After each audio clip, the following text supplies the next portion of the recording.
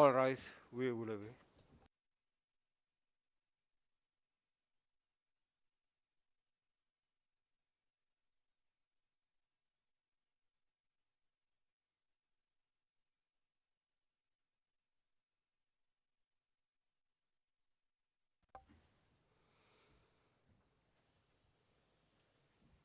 Please be seated.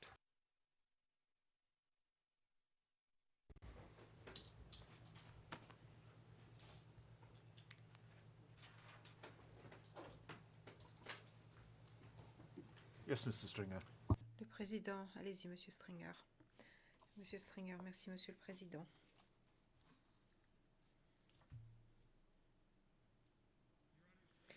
Alors, messieurs les juges, je vais très rapidement parler du rôle des accusés.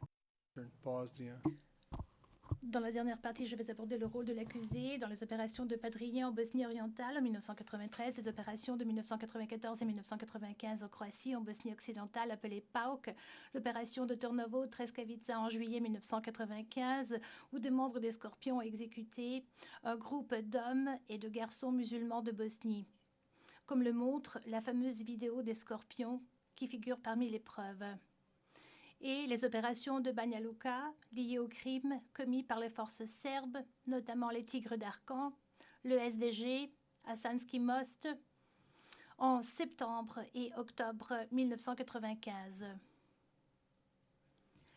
J'aborderai ensuite les arguments de Stanisic, selon lesquels il n'aurait pas pu avoir l'intention de commettre ces crimes parce que, comme il le prétend, Milosevic et lui-même ont rompu avec les Serbes de Bosnie et ont œuvré pour soutenir les plans de paix. Tout d'abord, parlons de la Bosnie orientale en 1993. Monsieur le Président, messieurs les juges, je voudrais que l'on affiche une diapositive. À la fin de 1992 et au début de 1993, les accusés et les autres membres de l'ECC se sont concentrés sur le troisième objectif stratégique, à savoir débarrasser la rivière Drina, dans la région de Podrinje en Bosnie orientale, de ses habitants non serbes. Je serai très bref compte tenu du temps. Je voudrais vous renvoyer au paragraphe 572 à 587, 624 de notre mémoire en clôture. Des groupes qui étaient formés au sein des unités de Skelani et du camp de Bratunac se sont joints à diverses unités de la VRS et de la VJ. Ils ont traversé secrètement la Drina depuis la Serbie à partir de janvier 1993. Il s'agit de l'époque du plan de paix Vance-Owen. Au mois de mars 1993, ils ont été rejoints par les hommes de Frankie, comme l'unité était connue de ceux qui étaient déployés à leur côté sur le terrain. Les hommes de Frankie étaient dirigés par Bojovic et Lonchar, connus sous le nom de Bambi. Bosovic avait pris maintenant les opérations de la Bosnie orientale après ses activités à Dubois, comme vous l'avez entendu un peu plus tôt, Monsieur le Président, Messieurs les juges, de ma collègue Madame Harbour. Stanisic affirme que toutes les forces du MUP serbe, y compris les hommes de Frankie et les bérets rouges de Skelani et de Bratunac, étaient subordonnées à l'état-major principal de la JNA, paragraphe 1397 du mémoire, et que Simatovic était subordonné à l'état-major conjoint et non pas à lui lorsqu'il était déployé en Bosnie orientale. Mémoire de Stanisic, paragraphe 1409. Donc apparemment, il s'agissait là d'une autre lubie de Simatovic. Simatovic reconnaît que ce n'est pas le cas, mémoire de Simatovic, paragraphe 540, 542, 580, mais il suggère que seuls 2 ou 3 instructeurs du centre de formation de l'ADB à Montara ont accompagné les compagnies serbes de la PJM, donc ce sont les unités de la sûreté d'État public déployées en Bosnie, et que ces derniers n'étaient là que pour offrir un soutien psychologique. paragraphe 580, Simatovic affirme n'avoir fourni à ses unités qu'un soutien en matière de renseignement. De multiples témoins apportent la preuve concluante du contraire. RFJ 083 était membre d'une unité de police spéciale du MOUP serbe, ou PJM, qui a été déployée dans cette région. Il a témoigné qu'à leur arrivée dans la région, ils ont été informés que le gouvernement serbe avait décidé de les envoyer en Bosnie pour éliminer la population musulmane de Bosnie le long de la rivière Drina. Il a témoigné que Božević commandait les hommes de Frenki, ainsi que les unités serbes de la PJM déployées avec eux. Stanisic a simplement ignoré cette preuve, tandis que Simatovic tente de la mettre en doute. RFJ 174, un membre de l'unité de la VJ, qui a été déployé depuis la Serbie en Bosnie orientale, a témoigné que pendant toutes leurs opérations conjointes, les hommes de Frenki ont maintenu une chaîne de commandement distincte. RFJ 174 a maintenu cette position malgré le contre-interrogatoire vigoureux de Stanisic, qui continue de prétendre, sans l'appuyer, que cela n'était tout simplement pas faisable. Stanisic, mémoire, paragraphe 1475. RFJ 174 a expliqué comment cela était en fait faisable et comment cela fonctionnait en pratique. Les équipes avaient des tâches distinctes au sein de chaque action et étaient briefées de manière séparée au préalable. Le témoin a nié à plusieurs reprises de l'affirmation de la défense qui lui a été présentée, selon laquelle ce sont les supérieurs de la VJ qui avaient un commandement opérationnel sur les hommes de Frenki ou que les hommes de la PJ à leur côté. RFJ 174 a également observé Simatovic en uniforme, amenant 70 autres hommes sur le terrain. Comme pour RFJ 083, Simatovic tente simplement d'attaquer la crédibilité de RFJ 174, mais il échoue. J'aimerais passer à huis clos partiel, s'il vous plaît, Monsieur le Président, Messieurs les juges. Huis clos partiel, s'il vous plaît. Et le juge, le Président.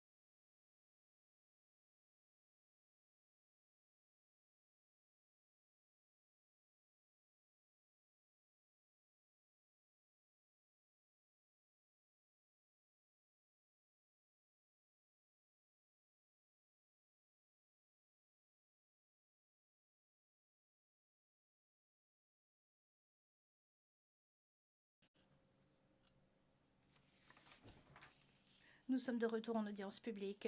Je voudrais maintenant passer à l'opération PAOK en Bosnie orientale qui a débuté en Bosnie occidentale en 1994.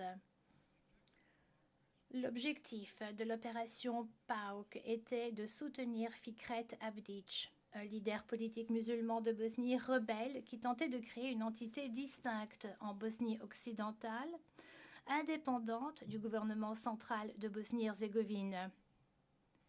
L'idée était que le territoire d'Abdić, donc de la Bosnie occidentale, pourrait être un tampon entre la RSK et les forces de l'armée de Bosnie-Herzégovine, protégeant ainsi l'intégrité de la région de Krajina de la RSK ethniquement nettoyée qui se trouvait juste de l'autre côté de la frontière.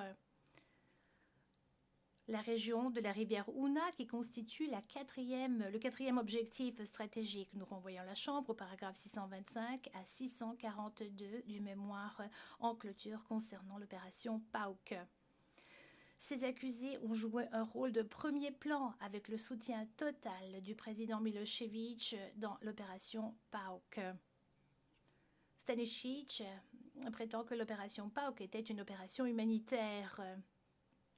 1481 visant à faire retourner les musulmans de Bosnie chez eux en Bosnie occidentale qui avaient été chassés par les hostilités de la Bosnie occidentale vers les territoires déjà nettoyés de la RSK. L'idée que ces accusés avaient passé déjà 2 ans en travaillant avec d'autres membres de l'entreprise criminelle commune pour expulser les musulmans de Bosnie et les non-serbes de vastes territoires de la Croatie et de la Bosnie, qu'ils aient maintenant entrepris des opérations humanitaires de l'autre côté de la Bosnie pour ramener des personnes déplacées vers leur demeure en Bosnie occidentale est vraiment incroyable. Ils voulaient que les musulmans de Bosnie sortent de la RAC et ils voulaient qu'ils reviennent en Bosnie pour être un tampon pour protéger la RSK. Les 3 unités de la DB serbe, l'unité DB elle-même et la garde des volontaires, les Scorpions, étaient déployés ensemble par les accusés pour la première fois au mois de novembre 1994 afin d'appuyer les forces d'Abdić. Les accusés ont tenu des rôles de commandement. Les détails de leur implication dans l'opération PAOK sont très clairement établis dans notre mémoire au paragraphe 626 à 634. L'opération PAOK était l'idée de Stanisic, contrairement à ce qu'il dit dans le mémoire de clôture au paragraphe 1560 à 1561. Le 7 octobre 1994, il a présenté ses plans au président Milošević et aux représentants les plus hauts gradés de l'armée serbe en tant que commandement conjoint qui répondait à lui.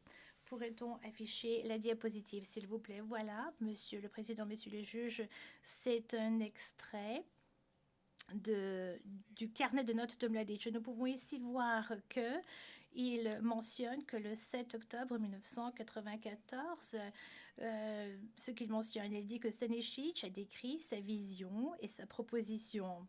Ensuite, après avoir fait cela, Slobodan Milošević lui-même dit « Nous devons nous concentrer sur une partie de Kladuša que les hommes de Jovica prennent le contrôle de ceci. » Par la suite, Stanisic indique qu'il fera venir Simatović pour exécuter cette tâche.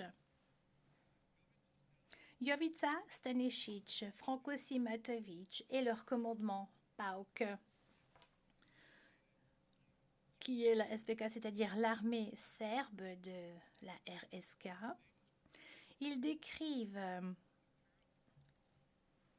Excusez-moi, Monsieur le Président, dit le procureur, je vais recommencer. Donc Stanisic, Simatović et le commandement PAOK, qui était le leur, que le SVK décrit en tant que commandement parallèle, était situé au sein de l'armée de la RSK à Petrova Gora, en Croatie, juste de l'autre côté de la frontière avec la Bosnie occidentale. Alors que Simatovic accepte ceci, que le commandement du PAOK était basé au sommet de Petrova Gora à Magarchevat, Stanisic ne le reconnaît pas. Un autre exemple de la divergence entre les accusés quant aux événements réels. Monsieur le Président, je vous invite à comparer le mémoire de Simatovic, paragraphe 1231, et le mémoire de Stanisic, paragraphe 1508 à 1509. Stanisic nie d'avoir participé au commandement de PAOK, mais il concède avoir participé à la coordination de l'assistance militaire à PAOK entre décembre 1994 et le mois de mars 1995. Mémoire de Stanisic, paragraphe 1513. Le fait est que les principaux responsables de la RSK et de la RS et les membres du JATD sont venus à Petrova Gora pour consulter Stanisic au cours de son déploiement là-bas. Les commandants du SVK, Novakovic, Elonchar, Milan Martic, Ratko Mladic et le chef rebelle musulman de Bosnie lui-même, Abdic. Du JATD, il y avait Milorad Ulemek, connu sous le nom de Leguia, ainsi que Bojevic, Filipovic et d'autres. Comme le témoin Slišković a déclaré, je cite, « Tout le monde venait à lui, il n'allait pas vers eux », fin de citation. D9 du tableau de preuve. L'accusé a déployé 3 unités de l'ADB serbe en novembre 1994 à PAOK. Peu après cela, Stanisic s'est engagé d'envoyer Stanisic avec des effectifs, entre guillemets. Il a dit à Milosevic, je cite, « Je vais rassembler des hommes de partout », fin de citation. Et plus tard, il dit, citation, « J'ai envoyé 150 hommes de Slavonie à PAOK », fin de citation. D10, Monsieur le Président, Messieurs les juges.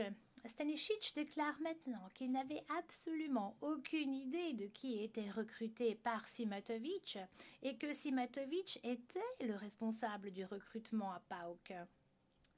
Mémoire de Stanisic, paragraphe 1523.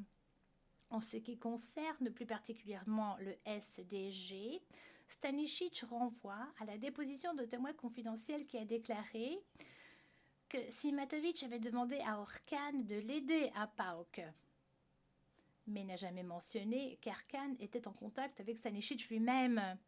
Mémoire de Stanisic, paragraphe 1505, rejetant donc la responsabilité du recrutement du SDG sur son subordonné direct, Simatovic.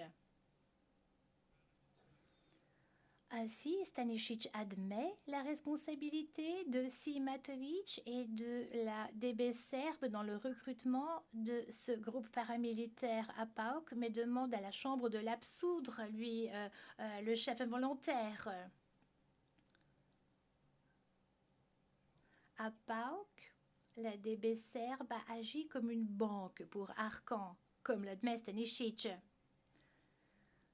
La DB serbe a reçu des fonds d'Abdic et a ensuite utilisé ces fonds pour payer Arkan.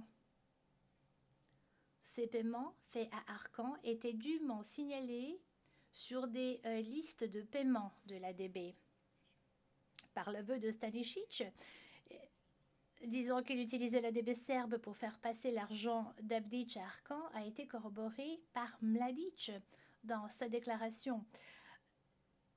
Et il s'agit de déclaration de Stanisic également, lorsqu'il a dit qu'il avait une réunion avec Milosevic et d'autres en octobre 1994. Et Stanisic a déclaré qu'il demanderait à Abdic de payer pour les hommes. Des 11, tableau des 11. Stanisic demande maintenant à la Chambre de croire qu'il ne savait pas qui était payé, suggérant que Simatovic était responsable, paragraphe 1527 du mémoire de Stanisic. Simatovic dit le contraire, il réfute les protestations de Stanisic, disant, je cite, c'est Stanisic qui a fait le montage financier. Fin de citation. En fin de compte, Monsieur le Président, ils ont tous deux raison. Simatovic a raison sur le rôle de Stanisic en tant que chef de la sécurité de l'État qui a organisé la réception de l'argent de Fikret Abdic. Et Stanisic a raison concernant le rôle de Simatovic dans la mesure où les preuves et les listes de paiement confirment que Simatovic était celui qui a effectivement payé le personnel d'Arcan. D12 du tableau de preuves, Monsieur le Président. Les unités serbes de l'ADB opérant dans différentes régions de la Krajina, de l'autre côté de la frontière en Bosnie occidentale, dirigées par Bojovic, Legija et Bocha, ils étaient placés sous le commandement direct de Simatovic. Le journal opérationnel de PAOK indique par exemple, je cite, « Frenki a ordonné à Bojovic de mener une attaque au mortier sur les cibles identifiées par Frenki », fin de citation, et Frenki affirme que 1200 hommes n'ont pas reçu de nourriture hier, fin de citation. Néanmoins, Simatovic se replie maintenant sur son équipement radio, soumettant dans son mémoire que pendant PAOK, il n'avait aucun lien avec le JATD ni avec aucun des groupes tactiques formés d'instructeurs et de groupes de combat. Mémoire de Simatovic, paragraphe 1305 à 1306. Monsieur le Président, Messieurs les juges, des éléments de preuve démontrent que les deux accusés savaient très bien qui était recruté, déployé et payé dans le cadre de l'opération PAOK. Il leur importait de savoir qui était choisi pour accomplir ces tâches parce que, d'après tout, Milosevic lui-même avait mis Stanisic et Simatovic personnellement à la tête de ces opérations.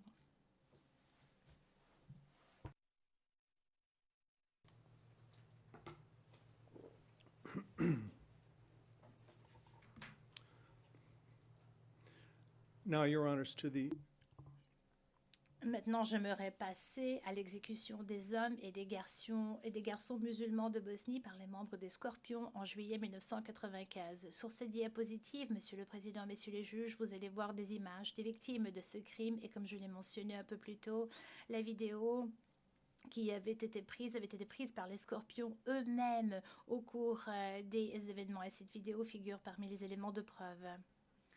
Ces prisonniers avaient été capturés par les forces serbes en Bosnie orientale à la suite de la chute de Srebrenica le 11 juillet 1995. L'exécution, filmée en direct avec les membres des Scorpions eux-mêmes, est décrite au paragraphe 856 à 862 de notre mémoire. Monsieur le Président, Messieurs les juges, nous affirmons que les Scorpions étaient une unité qui était contrôlée et déployée par l'ADB serbe et qui avait été envoyée pour exécuter cette opération et qui a été commandée par le commandant serbe Vaso Mijovic. Tel que établi dans notre mémoire, paragraphe 643, en juillet 1995, les accusés ont déployé les Scorpions. Et il y avait également la garde des volontaires serbes. Ils les ont déployés dans la région de Tornovo, dans les montagnes de Treskavica, à l'extérieur de Sarajevo. À Tornovo, les Scorpions, le détachement Cayman du SDG et une troisième unité qui les accompagnait, un détachement du MUP de Vukovar appelé les Plavi ou les Bleus. Ils étaient tous collectivement connus de la VRS et du MUP RS comme étant des forces du MUP serbe, donc les forces du S-MUP, et désignées comme telles dans de multiples documents. Je fais référence à D14 de la preuve. Les preuves montrent que ces unités étaient placées sous le contrôle de la section serbe de la DB du MUP serbe. Ceci a été clairement établi par le témoin de la défense, Obrad Stevanovic, un membre senior de la section de la sécurité publique du MUP. Il a reconnu que le MUP serbe n'avait que deux sections, la sûreté publique ou la sécurité de l'État, et que par conséquent, si une unité appartenait au MUP serbe, elle devait nécessairement appartenir à l'un ou à l'autre.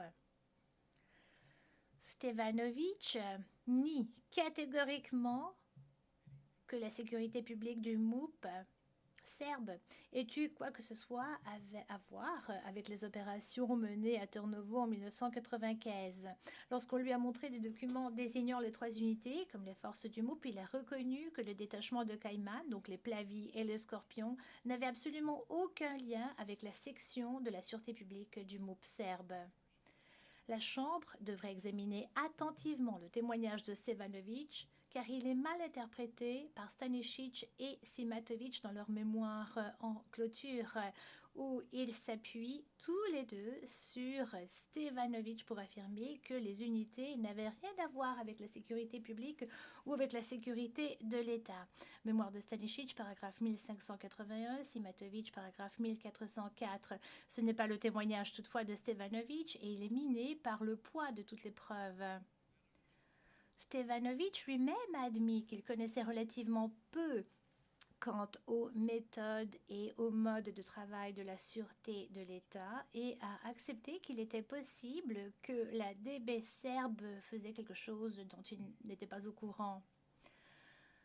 Monsieur le Président, Messieurs les juges, les preuves documentaires prises ensemble avec le témoignage de Stevanović démontrent clairement que les forces MOUP serbes, les détachements des Scorpions et Cayman ne pouvaient être que des forces du SDB serbe à Turnovo en juillet 1995 et qu'elles n'aient pu être déployées et opérées seulement avec l'approbation et la connaissance de Jovica Stanisic.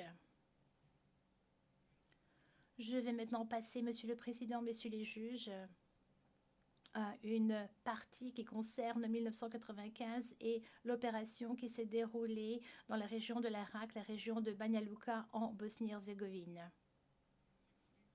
6 semaines après l'opération de Turnovo, les accusés ont déployé Arkan et la SDJ dans des opérations à Banja Luka et Sanski Most.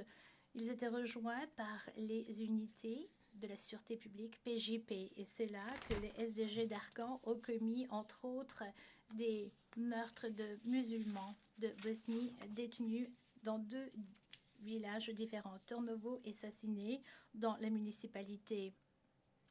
Paragraphe 84 et 891 du mémoire de l'accusation. Le rôle de Stanisic dans le déploiement d'Arkan et ses hommes à Sanski Most est clairement reflété par Mladic dans ses entrées dans des carnets lors de 4 réunions séparées, les 2, 13 et 31 septembre et 3 octobre 1995. À 2 reprises différentes, Mladic dit que Stanisic a donné 300 de ses hommes, fin de citation, et il a envoyé 400 personnes, fin de citation. Des 19 éléments de preuve. Ces chiffres sont corroborés par les témoignages selon lesquels environ 300 à 400 membres du SDJ d'Arkan ont été déployés dans les opérations de Sanski Most. Stevanović ne soutient pas les arguments de Stanisic et Simanovic selon lesquels ces 400 personnes déployées étaient des unités de la PJP, mémoire de Stanisic 1692 et mémoire de Simatovic 1696, ou plutôt Simanovic 1428. Nous vous renvoyons aux pages 6 et 7 de la transcription du 1er octobre 2020 où Obrad Stevanović était clairement incapable d'affirmer avec confiance que le nombre de 400 correspondait au nombre de PJP qui ont été déployés. Grekulović était le commandant senior du MOUP serbe de l'unité de sécurité dans la région, les PJP, et alors que Stanisic m'ont dit que Grekulović avait estimé qu'il y avait 400 hommes dans ces PJP, Stanisic omet de faire référence à l'ensemble du contexte lors de son témoignage où Grekulović ne peut expliquer pourquoi Stanisic prétendait déployer 400 hommes de la sûreté publique du MOUP serbe en Bosnie. De plus, Grekulović est clair sur le fait que ces PJP, 400 ou autres, que ces derniers n'ont pas soutenu les opérations de la VRS à Sanski Most endroits où les crimes ont eu lieu.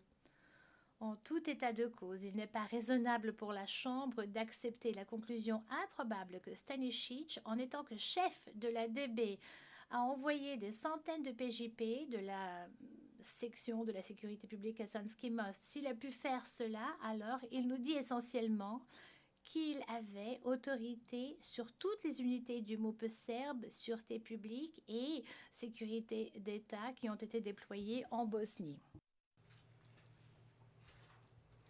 Stanisic states that Stanisic indique que si Simanovic ou des membres de la SDB devaient être impliqués, Stanisic n'en savait rien. Simatovic, de son côté, déclare simplement que Arkan est venu à Sansky Most à l'invitation de Karadzic et de Plavšić. Il s'agit du mémoire Simatovic, paragraphe 1048. Alors l'accusation accepte que les responsables de l'ARS de haut niveau ont joué un rôle pour faire venir Arkan à la Republika Srpska en 1995, mais ils n'ont joué aucun rôle actif ou ni n'avaient d'autorité opérationnelle sur lui. Contrairement à ce qu'avance Stanisic, Milovanovic ne place pas la participation d'Arkan dans la RS en 1995 aux ordres des politiciens de l'ARS. Nous vous renvoyons ici à la ligne D21.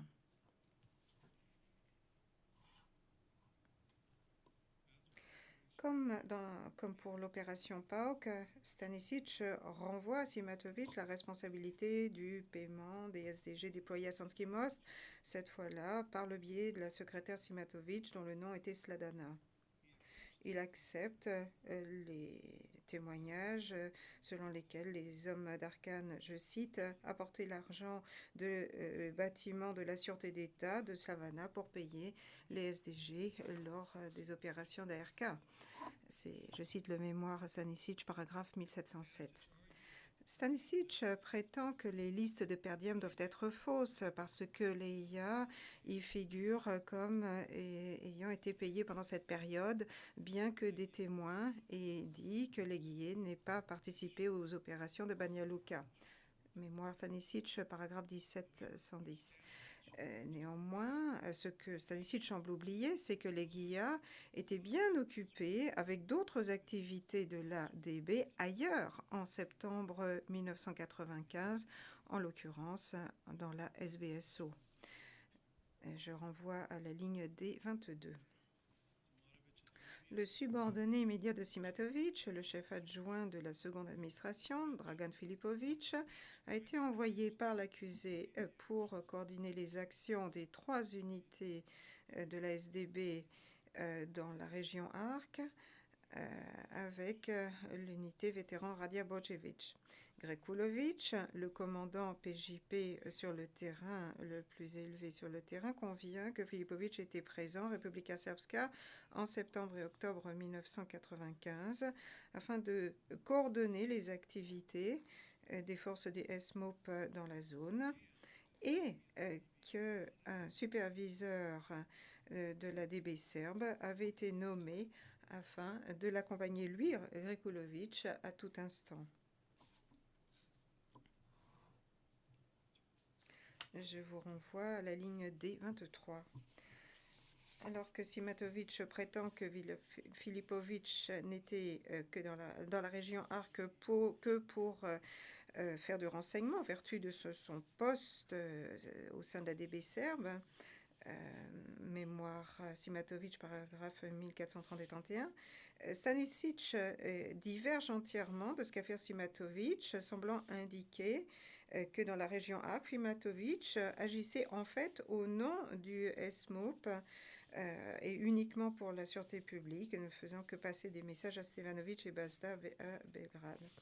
Alors, les éléments de preuve étayent amplement notre thèse, selon laquelle, dans ce déploiement, Dragan Filipovic était le chef adjoint de la deuxième administration et, logiquement, était déployé selon sa chaîne de commandement ordinaire, c'est-à-dire par l'intermédiaire de son supérieur immédiat Simatovitch et Simatovitch par son supérieur immédiat Stanisic. Et nous revoyons une fois de plus que ces déploiements de l'unité de la DB serbe ont causé des crimes violents, comme cela était prévisible, contre des musulmans de Bosnie à Sanski Most, commis pour accomplir le plan criminel de chasser les non-serbes et renforcer les acquis obtenus préalablement par le nettoyage ethnique.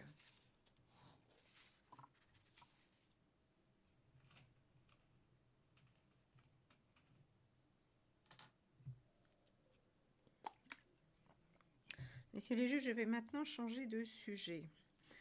Dans son mémoire, Stanisic consacre énormément de temps pour parler de Milosevic et par extension de lui-même en disant qu'il n'aurait pas pu partager l'intention ni la responsabilité des nombreux crimes perpétrés contre les non-serbes en Bosnie, en affirmant que, je cite, ils se sont éloignés des Serbes de Bosnie en octobre 1991. C'est dans son mémoire, paragraphe 863-868. Et avait soutenu l'adoption de plusieurs plans de paix. Dans son mémoire, à partir du paragraphe 935, Stanisic invite la Chambre à se pencher sur les motivations de Milosevic entre 1992 et la fin 1995.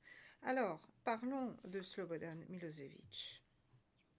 Sir Ivor Roberts, témoin éminent, diplomate de carrière britannique en poste à Belgrade, qui a souvent rencontré Milosevic pendant cette période, a déclaré que, en fait, Milosevic avait fait sien, je cite, un programme nationaliste ataviste faisant en sorte que l'éclatement de la Yougoslavie serait violent, brutal et sanglant. Fin de citation. Je vous renvoie à la ligne D24. Sir Ivor a affirmé que Milosevic ne s'intéressait qu'au pouvoir et à garder le pouvoir. Il a indiqué à votre Chambre que Milosevic n'était pas motivé par des considérations humanitaires d'aucune sorte et que dans leurs nombreuses réunions, Milosevic n'a jamais exprimé le moindre regret quant aux crimes et à la désolation qu'il avait causés en Croatie et Bosnie. Sir Ivor a résumé les actions de Milosevic et ses motivations parfaitement en deux mots, tout simplement, le pompier pyromane. Après avoir été le pyromane qui a mis le feu à la violence ethnique généralisée contre les non-serbes en Croatie et en Bosnie, Milosevic, petit à petit, est devenu un pompier, essayant d'éteindre l'incendie de conflits ethniques qu'il avait créé à l'étranger. Au fur et à mesure que l'impact des sanctions internationales se faisait sentir, ainsi que celui de la crise humanitaire qui touchait la Serbie et qui faisait peser une menace sur son pouvoir, et plutôt que de montrer une absence d'intention ou l'abandon de l'objectif de chasser par la force les non-serbes, eh bien, les éléments de preuve établissent que les plans de paix ont été une opportunité pour Milosevic et pour les membres conjoints de l'entreprise criminelle commune pour leur permettre de consolider, d'étendre les acquis du nettoyage ethnique qu'ils avaient déjà atteints. Parlons tout d'abord du plan Vance à partir de 1992. Alors, le plan a été signé début 1992.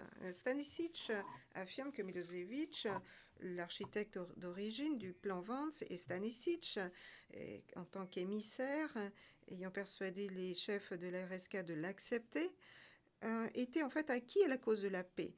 C'est dans son mémoire, paragraphe 654-693. Or, rien ne peut être plus éloigné de la vérité. Les éléments de preuve sont sans équivoque, montrent que Milosevic et les autorités serbes qu'il avait installées à la RSK ont servi ses intérêts et ont exploité le plan Vance de manière à faire progresser l'objectif criminel commun. Milošević, avec le soutien de Stanisic, a été l'artisan qui a éloigné Milan Babic de son poste de président de la RSK lorsque Babic a refusé d'accepter le plan Vance.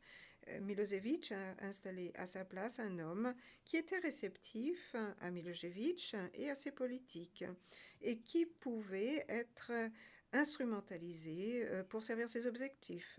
Il s'agit de Goran Hadžić. C'est là le même Goran Hadžić qui avait, en tant que président de la région autonome SBO, orchestré l'expulsion violente de milliers de Croates et de non-Serbes de cette région à la fin 1991. C'est le même Goran Hadžić qui a accompagné son proche associé Arkan au poste de police de Dalje en septembre 1991, lorsqu'un groupe de prisonniers non serbes a été enlevé et assassiné. Milan Maric, pendant la période du plan Vance, était chef du MUP de la RSK, c'est-à-dire la police. Je fais référence à la ligne D26, messieurs les juges. Si Milošević avait vraiment voulu honorer le plan Vance, il aurait installé des chefs susceptibles de l'honorer. Mais au lieu de cela, il a choisi Hadžić et Martić, des partisans disant haut et fort qu'il fallait chasser les non-serbes par la violence. Ni Milošević, ni quiconque de la hiérarchie serbe n'avait jamais eu l'intention de respecter le plan Vance. Hadžić et les autres autorités de la RSK, dont le pouvoir et les postes dépendaient du soutien continu de Milošević, ils ont tous travaillé en coordination avec Milošević, Stanisic et les membres de l'entreprise criminelle commune de Belgrade afin de déformer le plan Vance et de consolider leur contrôle sur les territoires qu'ils avaient nettoyés ethniquement. Ainsi que l'a fait remarquer un haut responsable chargé de la mise en œuvre du plan Vance en 1992. Je voudrais montrer sur une planche à ne pas diffuser. Je cite, « Je crois que avant le déploiement de la Force Pronu dans l'ex-Yougoslavie, un plan a été élaboré par les responsables politiques serbes pour, dans la mesure du possible, trouver le moyen de contourner les procédures élaborées par le plan Vance, de manière à ce que la situation sur le terrain ne réduise aucunement le contrôle serbe de la zone et ne change rien à la perspective de garder les zones capturées pendant la guerre. » Dans le cadre du plan Vance, les zones protégées par l'ONU devaient être démilitarisées. Selon le plan Vance, les Croates expulsés et les non-Serbes expulsés avaient un droit de retour chez eux. Mais rien de cela ne s'est produit. La JNA a démilitarisé en restituant les armes et les équipements à la police de Martić, la militia, une force qui a joué un rôle important dans les campagnes d'expulsion.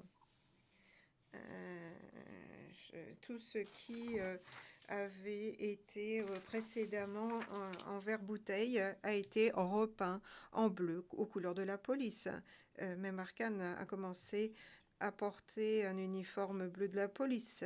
Je cite la ligne des 27. Il y a la reconfiguration de l'unité naissante une fois que le plan a été adopté en début 1992. Alors, le plan Vance a été honoré, mais très peu, et ce qui n'est pas surprenant, c'est quelque chose qui a été bien moins honoré que ce à quoi s'attendait ou espérait la communauté internationale. Vous pouvez maintenant montrer la prochaine diapositive. Voilà donc un câble codé aux Nations Unies, New York, envoyé P132 du père, si vous voulez, du plan Vance, Cyrus Vance lui-même. Voilà ce qu'il indique à New York au quartier général en novembre 92. Je cite, il est tout à fait clair que malgré toutes les assurances de coopération et de soutien auprès du plan Vance et autres résolutions du Conseil de sécurité des Nations Unies, les autorités serbes dans les zones de protection des Nations Unies n'ont mis en œuvre que les aspects qui leur convenaient et ont bloqué des progrès sur le reste pour gagner du temps et pour faire avancer leurs propres objectifs politiques et militaires. Dans les faits, ils ont réussi à exploiter notre déploiement et des présences pour se débarrasser des Croates dans les zones protégées, ce qui leur a permis d'intensifier les activités en Bosnie-Herzégovine. M. Vance poursuit en disant pour nous, il ne fait peu de doute que la ligne plus dure venant des Serbes en Bosnie, à Knin et à Vukovar, est liée à Belgrade, à ses chefs et à son évolution. Fin de citation. Un résumé, Milosevic et Stanisic n'ont nullement soutenu le plan Vance, la manière dont le plan Vance a été exploité confirme l'intention de conserver et d'élargir les progrès accomplis en matière de nettoyage ethnique. Comme le plan Vance en Croatie, Stanisic souligne le soutien de Milosevic du plan de paix Vance-Owen en Bosnie fin 1992 et 1993. Il souligne le rôle d'entremetteur auprès de Karadzic et des Serbes de Bosnie pour accepter le plan, pour montrer son propre rejet des 6 buts stratégiques, du fait qu'il avait abandonné tout espoir d'une grande Serbie. Dans le mémoire de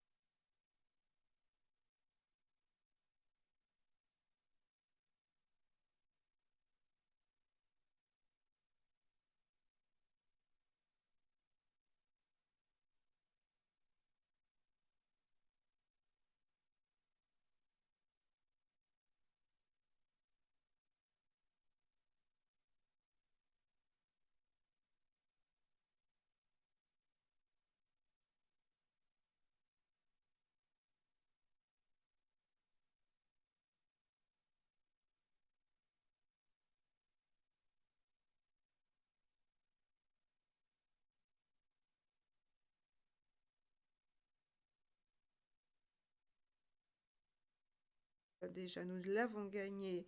S'il n'avait pas eu la guerre, les changements sur le plan ethnique ne se seraient jamais produits. Maintenant, nous avons ces changements qui reposent sur le principe ethnique.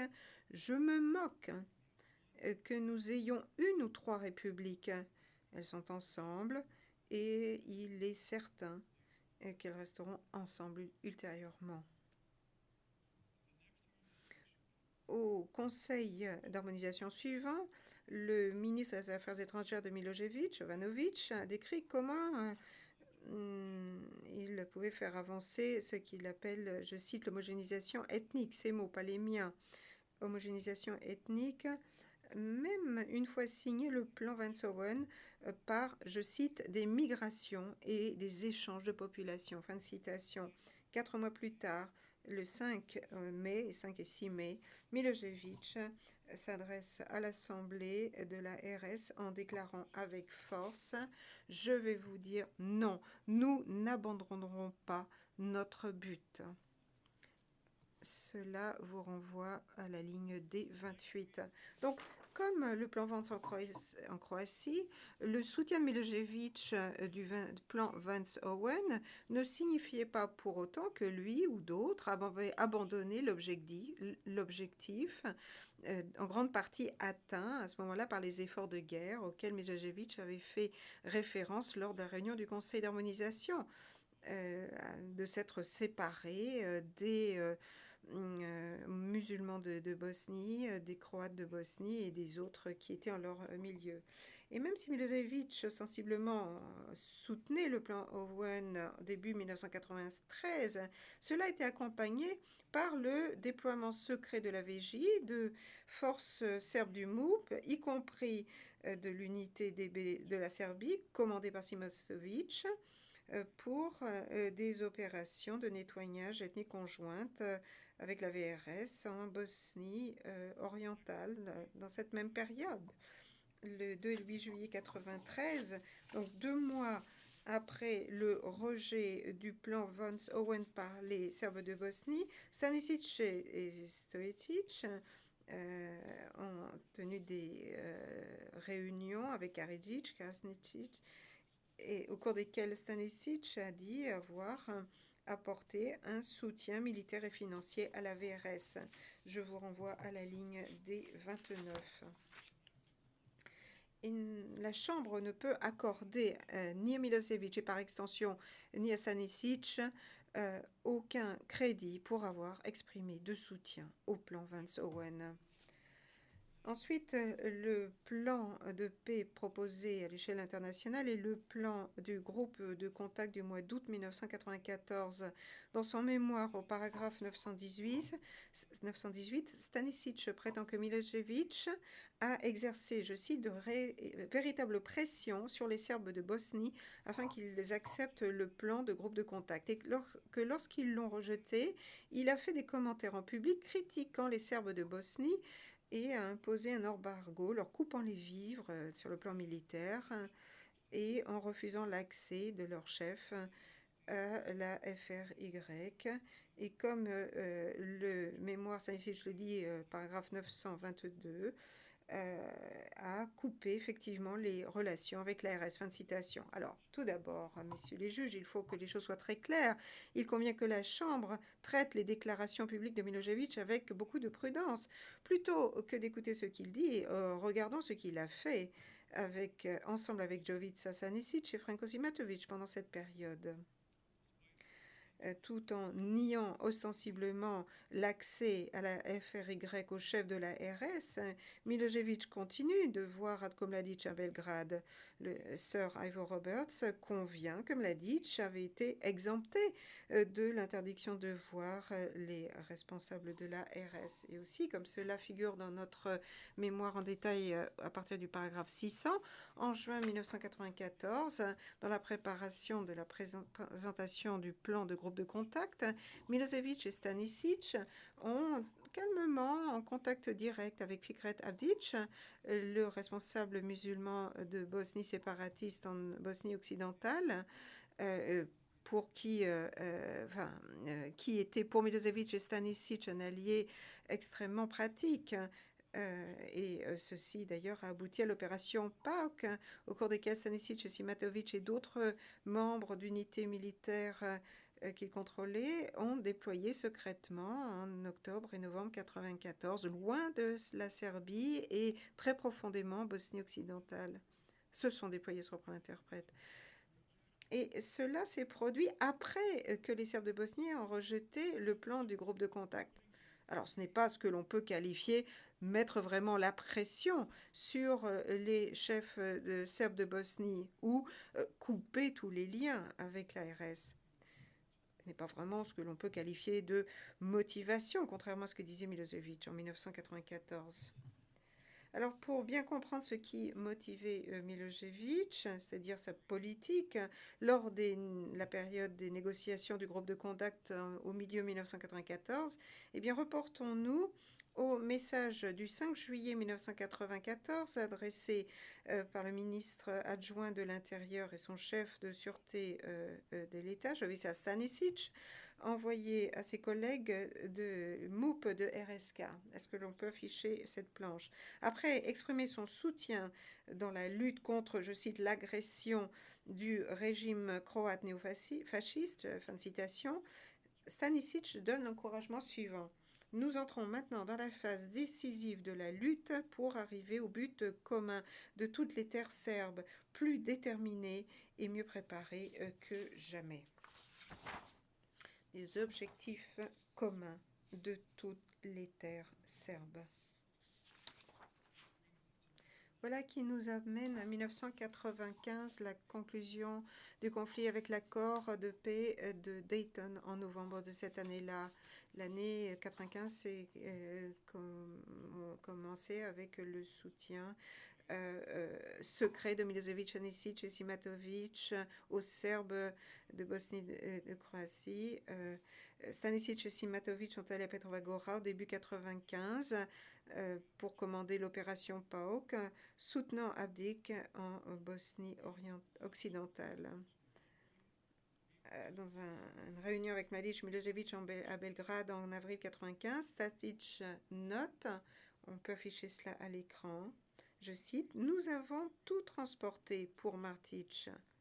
Fin de citation, ajoutant qu'il avait envoyé 150 de ses hommes de Slavonie par l'intermédiaire de PAOK et qu'il cherchait des volontaires pour soutenir Mladic et relever que le passage s'était fait tranquillement. Fin de citation.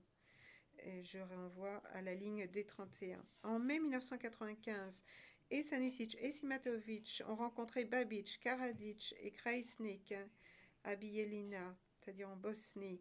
Stanisic et Karadzic ont demandé à Babic de faire de faux versements depuis Vukovar afin que la RS puisse acheter des armes fabriquées à Kragujevac en Serbie.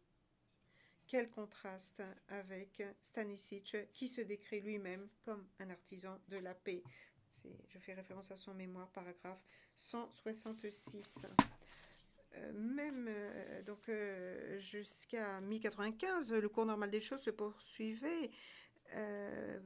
Stanisic pour Milosevic, Stanisic et Simatovic, ils continuaient à soutenir et diriger les Serbes de Bosnie malgré les promesses de Milosevic auprès de la communauté internationale d'arrêter de le faire. Et ensuite, les choses ont commencé à se dénouer. La Croatie a repris le territoire de la Krajina de RSK dans le corps de l'opération Tempête en août 1995. Peu de temps après, des forces conjointes de musulmans de Bosnie et croates ont attaqué la région de Banja Luka en forçant les forces serbes en retraite et menaçant l'intégrité de la RS elle-même.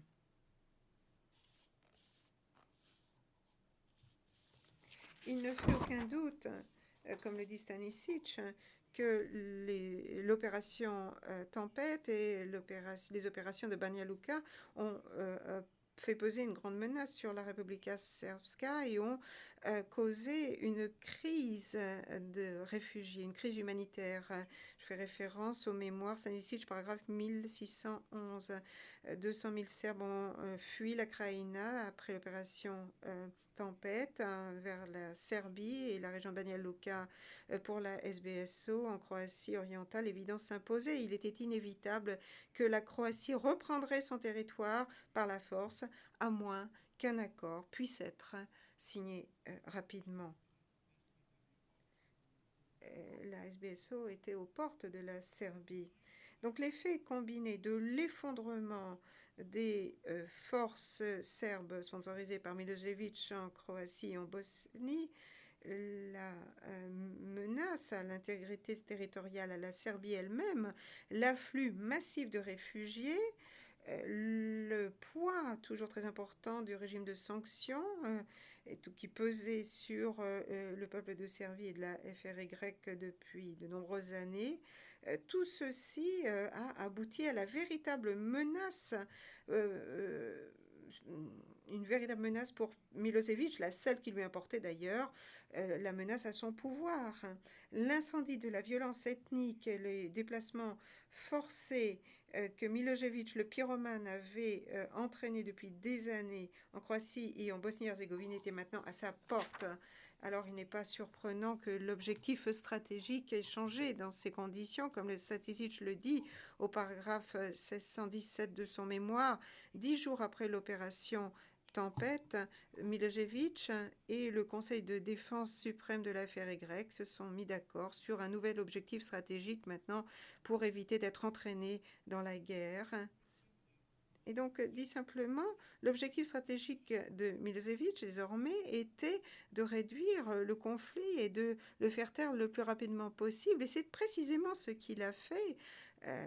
Essayer de persuader les Serbes de Bosnie à signer un accord tout en continuant à les soutenir. Eh bien, tout cela s'était terminé.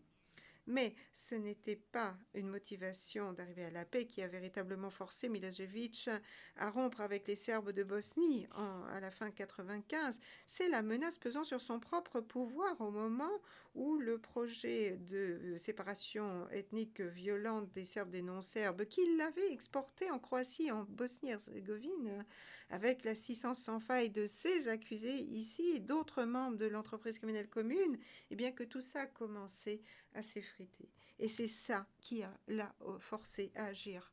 Le président, vous concluez, n'est-ce pas, Monsieur Stringer? Je crois que j'ai encore 5 minutes, Monsieur le Président. Le Président, il vous reste 3 minutes, dit le greffier d'audience.